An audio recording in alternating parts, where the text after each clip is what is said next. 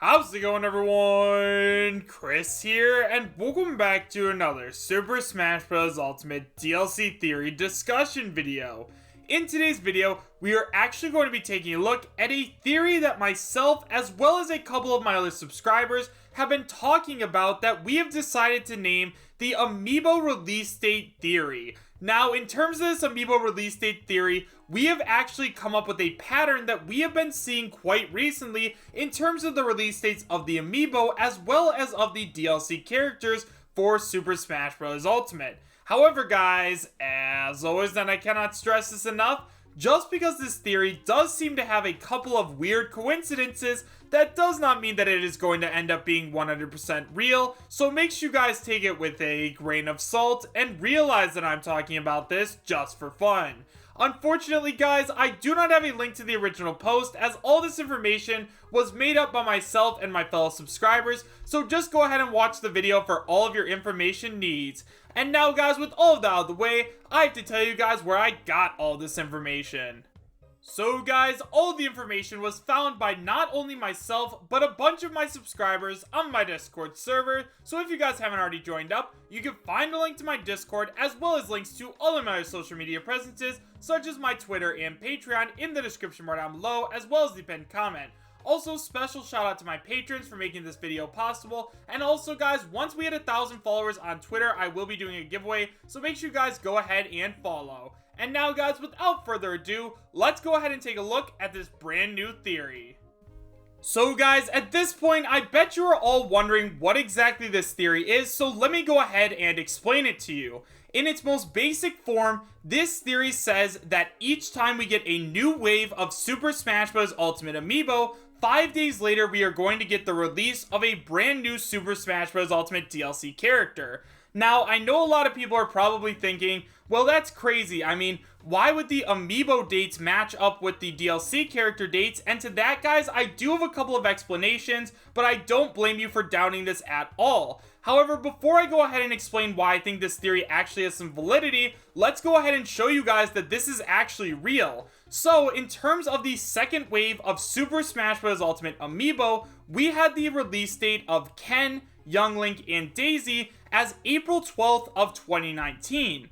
Then, 5 days later, on April 17th of 2019, we had the release of Joker in Super Smash Bros. Ultimate as a playable character alongside version 3.0. Now, although that might not mean anything by itself, if we take a look at the next wave of Super Smash Bros. Ultimate Amiibo, which is the Smash Ultimate Wave 3 of Amiibo, we saw the release of Pichu, Isabelle, and Pokemon Trainer on July 26th, and then we saw the release of Hero on July 30th, also known as the 31st in other parts of the world, which are ahead in their time zones. So although there is a 1-day discrepancy, we can definitely predict the next DLC fighter based off of this, at least the next DLC fighter's release date, and then maybe even future release dates as well before the characters are even announced. So now, how does all of this tie into Banjo-Kazooie's release date? Well, let's go ahead and take a look at the next wave of Super Smash Bros. Ultimate Amiibo. Now, they haven't actually announced which Amiibo are coming out next or the release dates. However, it looks like it's going to be Simon Belmont, Snake, Ivysaur, and Squirtle as at least the next wave. Now, although we do not have an official release date for these yet, we do know for a fact that the Legend of Zelda Link's Awakening Amiibo as well as the Nintendo Switch Mini are both launching on September 20th, which probably means that we are going to get these other Amiibo as well, as Nintendo likes to release things in the same time window, especially when it comes to Amiibo. Trust me when I say this, guys, because I have been collecting Amiibo ever since about Wave 2, so I definitely know what I'm talking about when it comes to these figures. Now, in terms of that, if we do get them all released on September 20th, when are they actually going to release? Like, when are we actually going to see these characters in the game? Well, guys, if we take a look at the release date theory, that means that we should be seeing the release of Banjo-Kazooie in Super Smash Bros. Ultimate in September of 2019, specifically on either September 24th or September 25th of the month. Now, to make sure that I was getting all this information correct, I decided to go ahead and take a look at exactly which days the 24th and 25th were. So when I decided to go ahead and take a look at those dates, the 24th of September is a Tuesday, and the 25th is a Wednesday, which definitely lines up with Super Smash Bros. Ultimate DLC character release dates. I mean, if we go ahead and take a look at Joker, we saw that Joker released on a Wednesday, and Hero recently released on a Tuesday, meaning that both of those days would work. Like, if Sakurai and Nintendo decided to release them in the same pattern of Joker and Hero, like, those two dates would absolutely work, and they fall in line with the Nintendo Amiibo theory. Now, another thing I want to talk about briefly is the fact that whenever we get a new wave of Amiibo, we also need an update for Super Smash Bros. Ultimate. Now, think about it like this. I am not exactly sure how it works in Super Smash Bros. Ultimate. Maybe all of the Amiibo's code is already in the game. However, in Super Smash Bros. For Wii U and 3DS, you actually couldn't use the brand new Amiibo until an update was administered. So if you had an Amiibo of, let's say, Marth, but there was no code for Marth in the game yet, you would not actually be able to use that Amiibo in game, and you would have to wait for the update. Now, I think that something similar is happening with Super Smash Bros. Ultimate, and that's why whenever we see the release of a brand new set of Amiibo, we also get a brand new update, so that way the game can balance out the Amiibo and also make sure that all of the Amiibo are working properly in the game.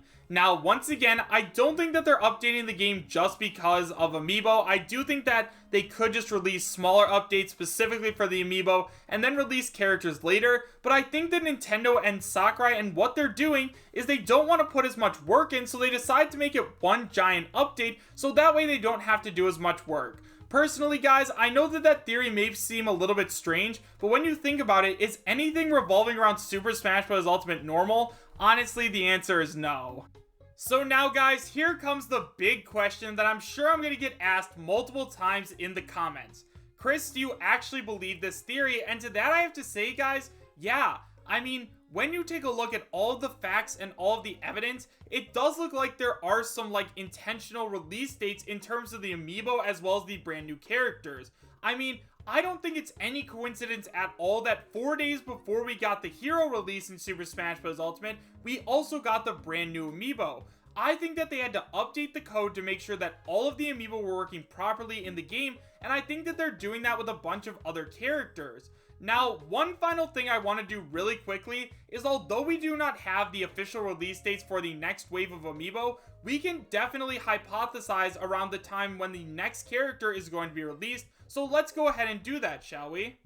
So if we go ahead and take a look at the next Amiibo that are going to be releasing in November of 2019, after Snake, Ivysaur, and Squirtle release in September of 2019, most likely on September 20th, that means that Simon Belmont, Chrom, and Incineroar are going to be releasing in November of 2019, alongside the release of DLC Character 4. Now, I know a lot of you guys are probably saying, but Chris, there's no way that we're already going to be getting the announcement of a new character. Like, it's way too soon. We just got the Hero and Banjo. And to that I have to say, guys, what's probably going to end up happening is we're probably going to get a new character reveal trailer in this September Nintendo Direct, and then we're going to see the release in November of 2019. Because, guys, the first Fighter Pass ends in, like, February of 2020, which means they need to get all of these characters out ASAP. So seeing another character in November, although a lot of people don't think we're going to end up seeing one, yeah, we're going to see the release of DLC character in November, and then we're going to end up seeing the final DLC character announced at the Game Awards. I mean, obviously, that makes a ton of sense,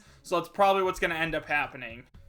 The last thing that I forgot to mention that I do think is important, otherwise a ton of people are going to eat me alive in the comments, is that this is building off an Amiibo theory that has been around for a couple of months now. Now, if you guys didn't already watch that Amiibo theory, I will go ahead and leave a link to it in the description bar down below, so that way you guys can go check that video out. But basically, up until this point, this theory has gotten everything right. It predicted when Hero was going to be released, but this theory that we're talking about today actually gives us a little bit more definitive answers than that theory, so I just thought that it was extremely important to talk about at the very least. However, guys, with all of that being said, let me know your thoughts about this theory in the comments section down below.